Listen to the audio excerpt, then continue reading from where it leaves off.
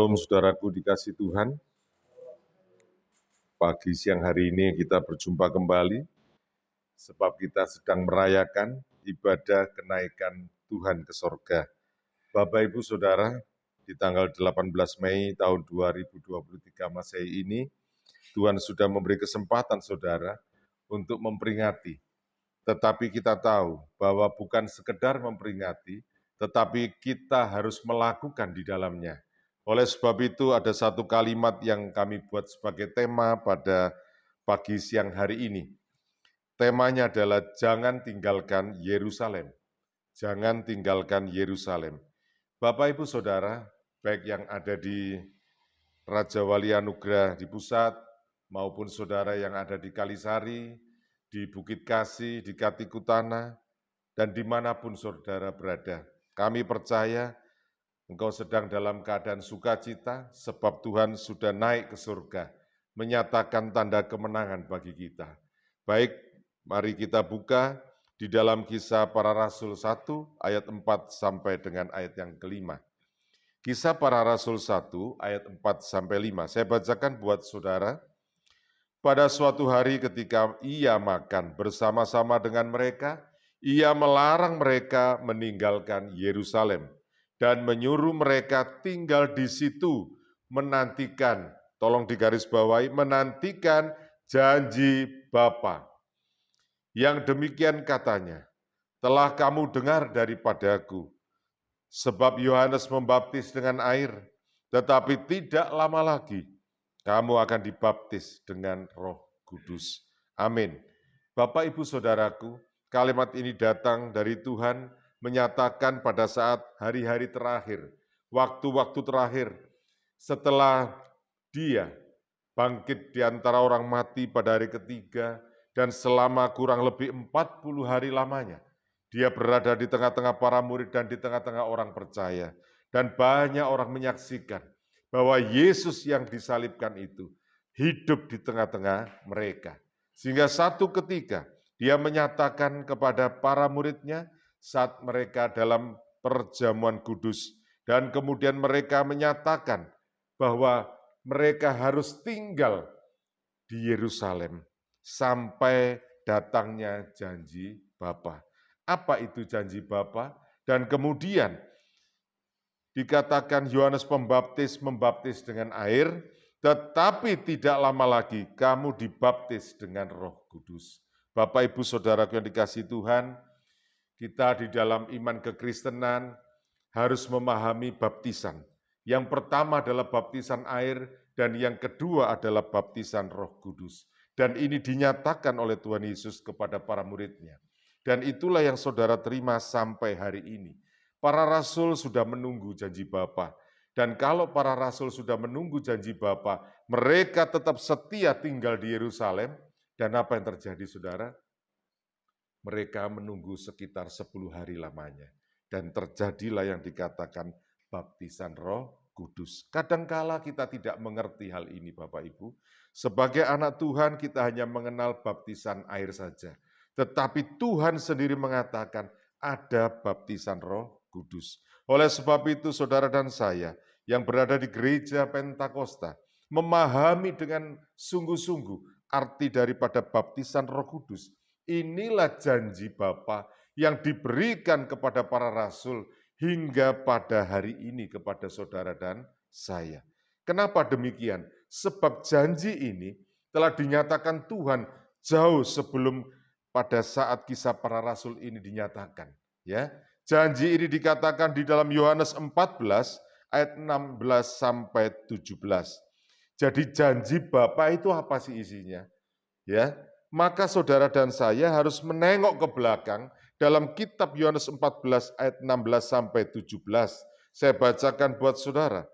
Aku akan minta kepada Bapa dan Ia akan memberikan kepadamu seorang penolong yang lain.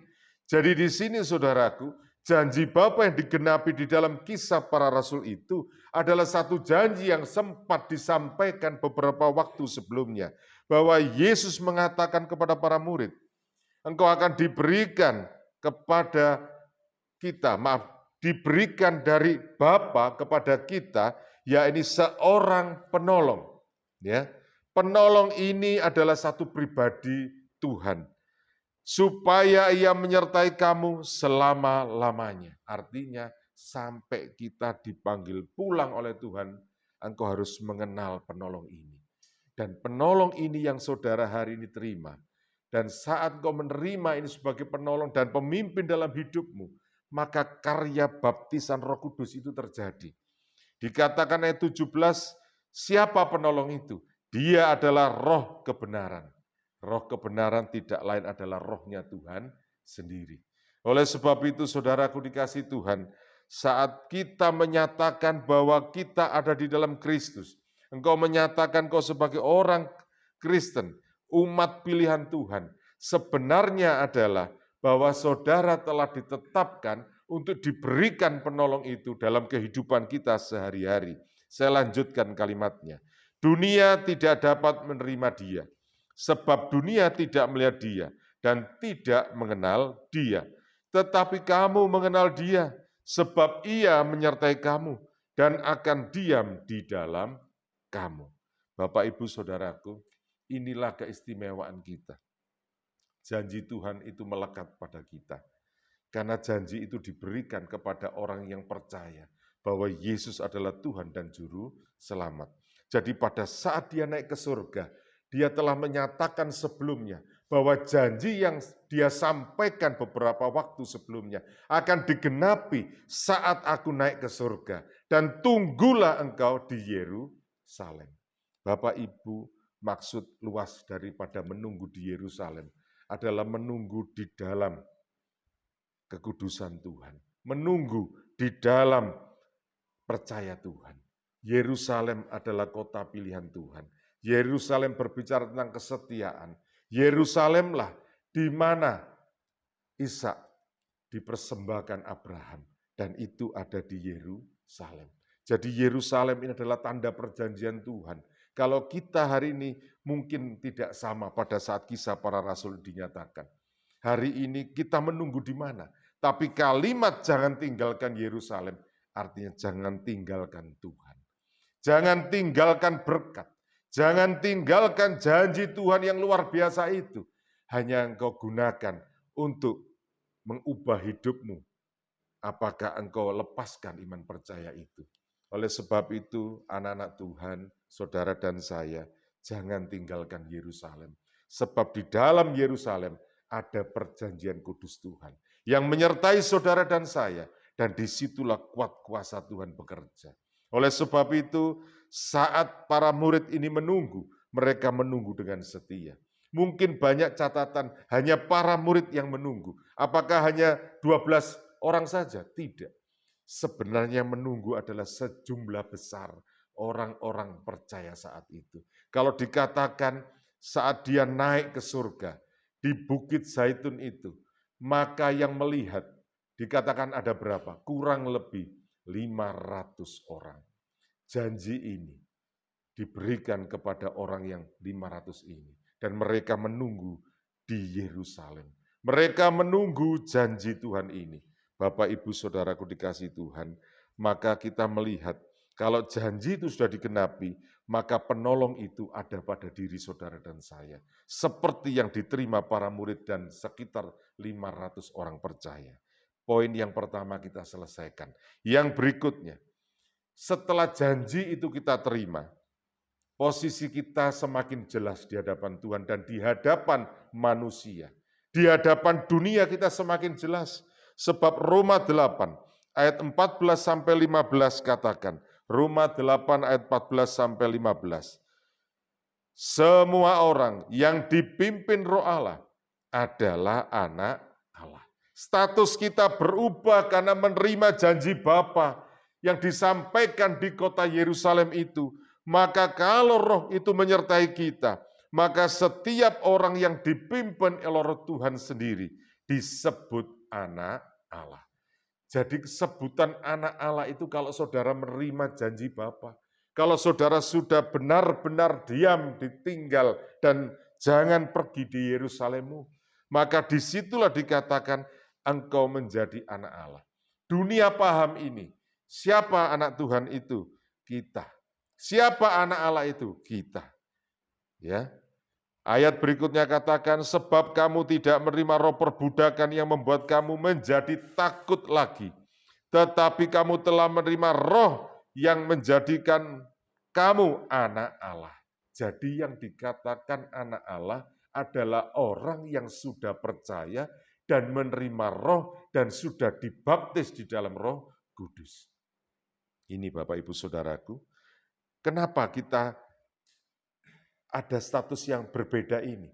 Dengan status yang berbeda ini, dengan status saudara dan saya menjadi anak Allah, itu bukan status biasa. Itu yang mengubah kita berbeda dengan orang tidak percaya Tuhan. Kenapa? Karena kalimat berikutnya katakan, oleh roh itu, oleh roh siapa? Roh penolong, oleh roh Bapa, oleh Roh Kudus, oleh roh kebenaran itu, saudara dapat berseru, dikatakan, ya Aba, ya Bapa. Artinya, kita menyebut Tuhan kita Bapa itu tidak sembarangan. Orang tidak percaya menyebut ya Aba, ya Bapa, silakan. Tapi mereka tidak mengerti. Tapi saat saudara dan saya menyebut ya Aba, ya Bapa, maka terkoneksilah hubungan itu. Seperti saudara berjumpa dengan seorang bapak sendiri. Saat kau panggil ya Aba, ya Bapa, karena engkau adalah darah dagingnya, maka dia memahami bahwa itu anakku dan anaknya mengetahui bahwa itu adalah bapaknya. Bapak Ibu Saudara, hubungan ini tidak sama. Bapa di dunia secara biologis tetap satu. Ya, saya punya bapak satu. Ya, Bapak hanya satu di dunia dimanapun saudara berada. Dan hari ini kita dinaikkan tingkatnya. Kita punya Bapak bukan sekedar biologis, tetapi Bapak kita adalah Tuhan Yesus sendiri. Hubungan ini meningkat karena ada janji, jangan tinggalkan Yerusalem. Kalau saudara hari ini sudah mulai bergerak, mulai salah langkah, mulai menengok ke kiri, lepas dari tujuan Tuhan, bahkan engkau meninggalkan Yerusalem, maka hak istimewa itu akan lepas dari kehidupanmu. Ini saudaraku. Jadi kita menjadi anak Tuhan itu adalah hak yang diberikan Tuhan kepada kita. Sehingga ada hubungan darah antara saya dengan Tuhan saya yang hebat. Antara saudara dengan Tuhan saudara yang hebat. Ada hubungan darah. Bapak, Ibu, Saudaraku dikasih Tuhan. Setelah kita tahu jangan tinggalkan Yerusalem, ada janji Bapa, dan kemudian janji Bapa itu mengubah status saudara yang tadinya hanya manusia dunia, hanya punya ayah biologis, tapi hari ini engkau punya ayah yang luar biasa. Engkau punya Bapa yang dahsyat, engkau punya kekuatan yang lebih daripada orang-orang di sekitar saudara yang belum percaya. Bapak, Ibu, Saudara, yang ketiga, setelah kita tahu kita menjadi naik statusnya menjadi anak Allah dan menyebut Tuhan kita Aba, maka kemudian ada firman Tuhan mengatakan dalam Zakaria 8 ayat yang ketiga. Kita baca, Zakaria 8 ayat yang ketiga. Beginilah firman Tuhan, aku akan kembali ke Sion dan akan diam di tengah-tengah Israel, Yerusalem. Yerusalem akan disebut kota setia, dan gunung Tuhan semesta alam akan disebut gunung kudus. Sampai di sini saudara, kenapa para murid diminta menunggu di Yerusalem? Ini sebuah gambaran secara kiasan, gambaran secara rohani. Yang dimaksud bukan sekedar Yerusalem, kota yang berada di Israel hari ini, yang menjadi tempat orang-orang beribadah di sana. Bukan sekedar itu, tetapi yang dimaksud Tuhan, jangan pernah tinggalkan Yerusalem. Itu berarti kau jangan tinggalkan pengajaran, jangan tinggalkan hubunganmu dengan Tuhan, jangan tinggalkan kesetiaanmu kepada Tuhan, jangan tinggalkan kekudusanmu di hadapan Tuhan. Maka disinilah sebenarnya engkau harus menerima Yerusalem secara rohani. Jangan pernah tinggalkan itu. Kalau kau tinggalkan, itu berarti kau sedang meninggalkan Yerusalem. Oleh sebab itu, anak yang setia, yang dirindukan Bapa saat dia memanggil, ya Aba, ya Bapa, mempunyai tugas menjadi saksi di akhir zaman. Saudara, kita tidak sekedar menunggu di Yerusalem. Kita menunggu adalah tetap tinggal di Yerusalem, tetapi kemudian kerjakan bagian saudara, yang mana Tuhan memerintahkan. Jadilah saksi selama ada di bumi, dan roh itu akan menyertaimu sepanjang hidupmu dan selama-lamanya. Maka sebenarnya kalimat itu sudah dinubuatkan di perjanjian lama. Sebab Zakaria mengatakan, aku akan kembali ke Sion. Jadi di sini saudaraku, Yesus yang sudah naik ke surga itu adalah Tuhan yang menjanjikan, seperti inilah nanti aku akan datang dari awan-awan, menjemput saudara dan saya, dan kemudian dibawa kepada Yerusalem yang baru. Bapak Ibu, kenaikan Tuhan ini menandakan bahwa satu ketika kelak, engkau harus tinggal tetap di Yerusalem untuk menunggu kedatangan yang kedua. Oleh sebab itu, nubuatan Zakaria digenapkan di dalam Kisah Para Rasul 1 ayat yang ke-11. Kisah Para Rasul 1 ayat yang ke-11. Dan berkata kepada mereka, ya, ada malaikat mengatakan kepada para murid dan 500 orang yang melihat itu, hai orang-orang Galilea, mengapakah kamu berdiri melihat ke langit? Yesus ini yang terangkat ke surga, meninggalkan kamu, akan datang kembali dengan cara yang sama, seperti kamu melihat dia naik ke surga. Disinilah Tuhan meminta saudara, jangan tinggalkan Yerusalem, sebab dia akan datang ke Yerusalem. Tetapi bukan Yerusalem secara fisik. Dia akan menjemput saudara, memasukkan saudara di Yerusalem yang baru, langit yang baru, bumi yang baru.